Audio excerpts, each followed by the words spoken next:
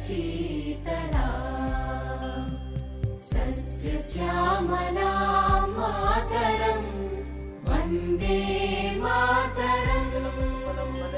शीतलां सस्यश्यामलां मातरं वन्दे मातरम।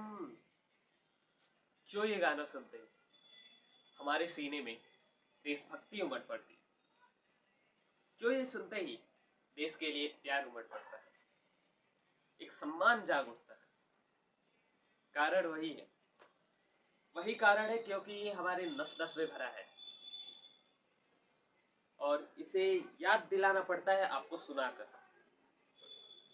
सुनाकर बार बार याद दिलाना पड़ता है, क्योंकि आपके पास सबके लिए टाइम है, देश के लिए नहीं है। हर एक चीज के लिए है, देश के लिए नहीं। यही हुआ था, उस समय भी लोग भूल चुके थे, उनको भी याद दिलाना पड़ा, कुछ गानों के थ्रू, कुछ लोक कृत्यों के थ्रू। उस समय की सबसे बड़ी कमी ये थी, उस समय की जो कृतियां होती थी, जो गाने होते थे, जो लिटरेचर होता था, वो अलग अलग भाषाओं में होता था और एक सीमित क्षेत्र तक रहता था। जितने लोग उस भाषा को समझते थे उतने ही लोग उसको सुनते और समझते रहते थे। पर इसी चीज को एक ताकत की तरह यूज किया गया इस मोमेंट में, इन सभी फ्रीडम स्ट्रगल में, उन फोकलोर्स, उन लोक कृत्यों को कन्वर्ट करके, उनका ट्रांसलेशन करके।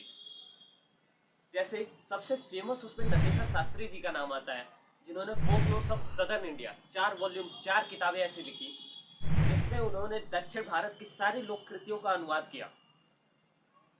रविन्द्रनाथ टैगोर, जिन्हें लिटरेचर में महारत हासिल थी, उन्होंने अपनी सारी कृतियां बांग्ला के बजाय हिंदी में लिखना शुरू कर दी। और इसका फायदा ये हुआ कि लोगों को अपने कल्चर, अपने लिटरेचर की अहमियत समझ आई। आज हजारों साल की रिसर्च के बाद साइंटिस्ट ऐसा कहते हैं कि लगभग 7 मिलियन स्पीसीज हैं इस अर्थ पर, इस प्लैनेट पर लगभग 7 मिलियन स्पीसीज है। हमारे ग्रंथों में कितना लिखा है? 85 लाख योनियां हैं इस धरती पर, इस पृथ्वी पर।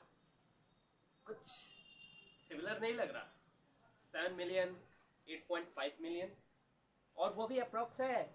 ये कोई कैलकुलेटेड डेटा नहीं है, बैठ के गिना नहीं गया है, सिर्फ अप्रोक्स एक एस्टिमेशन है, सिर्फ एक अनुमान है। तो इसके बहुत बड़े चांसेस हैं कि ये ठीक 8.5 मिलियन हो सकता है।